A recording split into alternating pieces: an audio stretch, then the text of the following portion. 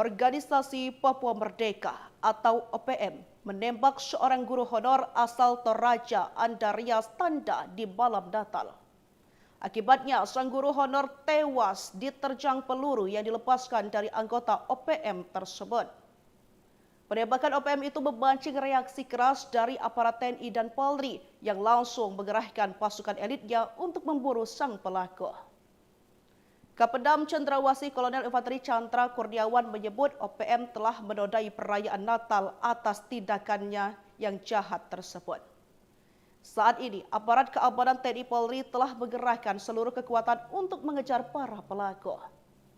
Karena menurutnya, OPM juga mengancam warga lainnya yang sedang dalam nuansa Natal.